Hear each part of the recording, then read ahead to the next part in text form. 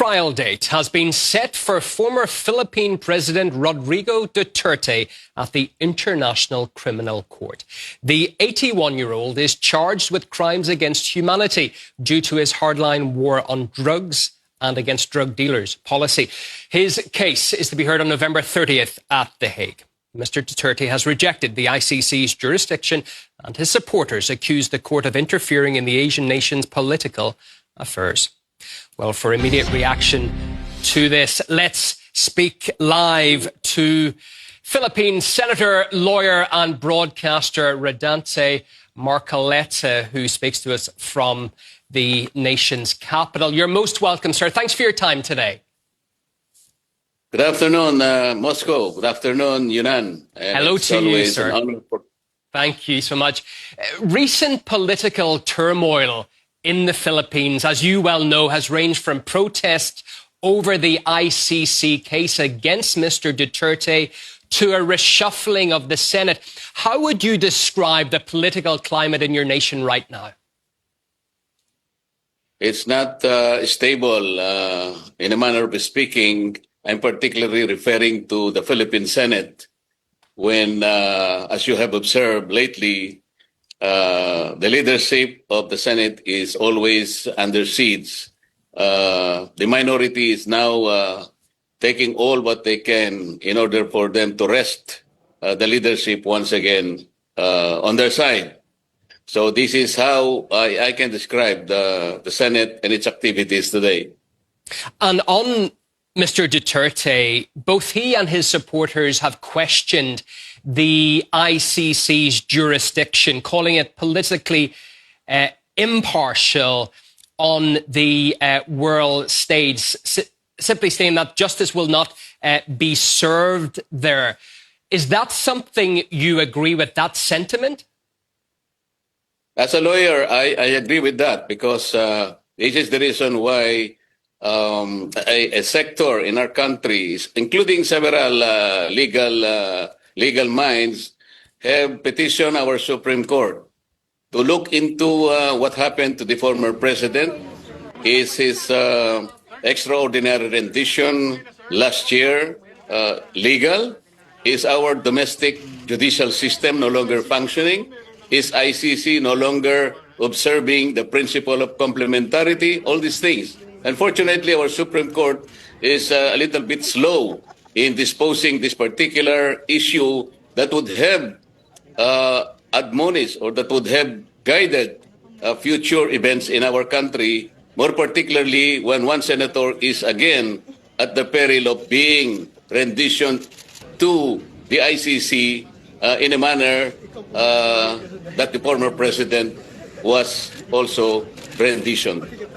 Some of the guests that we've spoken to on this case, sir, were not necessarily supporters of Rodrigo Duterte, but they said that they felt that justice must be done within the nation, in the nation's own courtrooms. They don't want to see any president or ex-president of theirs going to Europe to have to face justice, to have to face for what he did or did not do.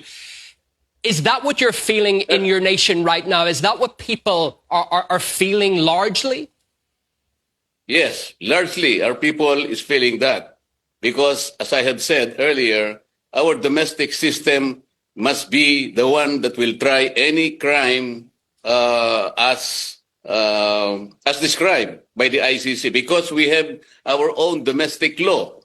And in that domestic law, it is always our court which is principally and it has original and principal jurisdiction over cases like this, as defined by the ICC. So let us prosecute anybody, any Filipino who might have committed a crime defined and penalized under our own domestic law. He should and she should be tried in the country first before the ICC could come in by way of the principle of complementarity. That is my position. Just another point on this. Moscow recently adopted legislation aimed at preventing cooperation with ICC detention requests targeting its citizens abroad. Is that something that we might see similar coming in the Philippines due to what's unfolding now with your former leader? Yes, I think our country should emulate and replicate Russia for doing that. Because the ICC, we do not think the ICC has jurisdiction now, considering that we have withdrawn from the Rome Statute. And the implementation of any action by the ICC, for example, the warrant of arrest, is largely dependent on the voluntariness of the party state to accomplish that. But considering the Philippines is no longer a member, how can you implement an ICC which was already rejected by the people, by our government, and look, now they are now trying to again revive something that we have rejected in the first place by way of implementing an invalid ICC from our point of view. Yeah. We understand from reports that you yourself, sir, are now required to seek permission before travelling abroad. Is that correct? And is it anything to do with your links with Mr. Duterte or other domestic issues? That is the perception, number one. Number two, because of my advocacy, that the latest flood control scandal, that is the largest, I would say, corrupt case in our country, in our country's history. This is the largest scandal and theft of public treasury. And that is why I am very serious in getting to the bottom of all this. And I think this is the only case that all the culprits are really afraid of. That is why they want me to be removed from this responsibility, because it is as if that I am the only one now crying for justice for our people, because this is their money and it is not a simple theft. It is the looting of our national treasury.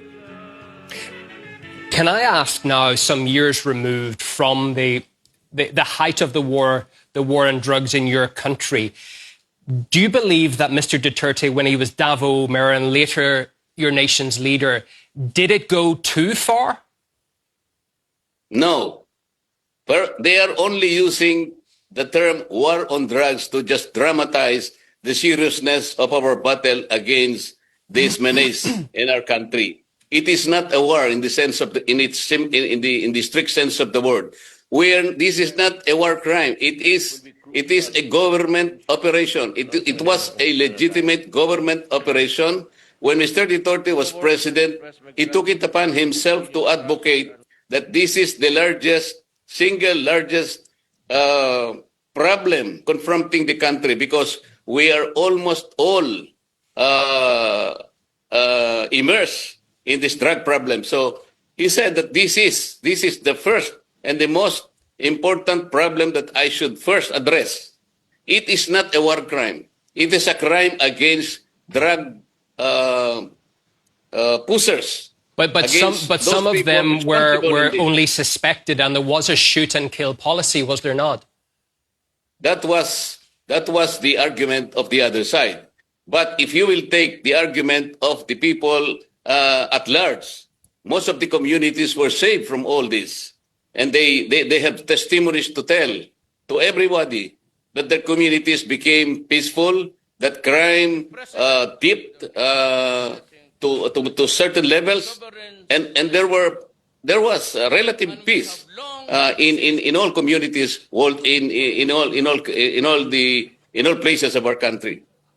And just speaking about what may unfold in The Hague, another case may give some precedence, because former ICC prosecutor Fatou Bensouda says she was intimidated by individuals there allegedly linked to Israel, all as Dutch authorities, she says, did little to protect her. She was investigating Palestinian-linked cases. To what extent does her situation, sir, indicate perhaps an inability by the ICC to operate independently from national politics?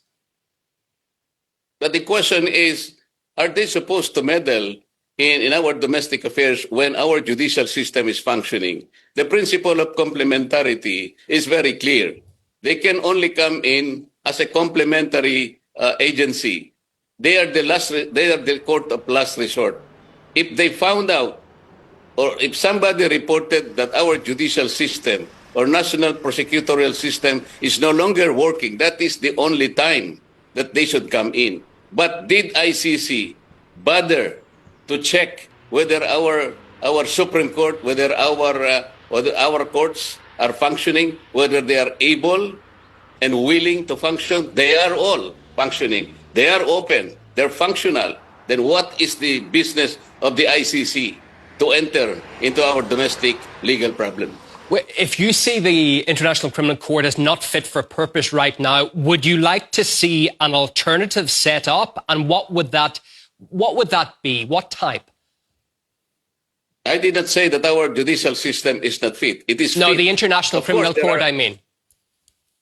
Oh, the International Court, I think it has no more jurisdiction. That is the first issue. Because the country already withdrawn in 2019. They have no business issuing a warrant of arrest which jurisdiction is already rejected by our country. And unfortunately, our agencies now, despite the fact that we have withdrawn and we have relinquished all treaty-based obligations, they are now trying to please ICC to implement the very instrument that we have rejected from the beginning. So you would like to see a global alternative to the ICC?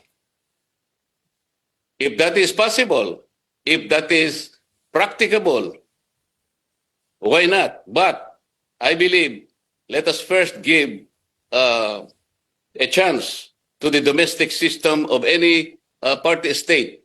They must operate and they must litigate and they must prosecute within the bounds of our own domestic laws, not relying on a global court or any other court which jurisdiction is questionable, to say the least.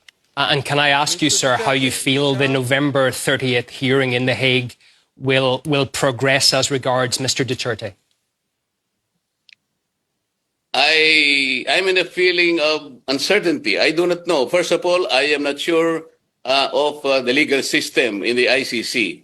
And it is too far. ICC is located on the other side of the planet. I am not only uneasy about the place. I've been there. I was asking that I can see the president for only 5 minutes. Maybe I can wave my hands to him, make him know that I was there. If they don't want me to speak to him, or just okay, but I just want to see him, to just check physically how is he after so many months that I have not seen him. But they have not acceded to a very simple request. That is why I ask, what kind of court is this? I traveled 12,000 miles from my place. I traveled to the other side of the planet. I was there, almost pleading to them. Can I just see him, even for 5 minutes?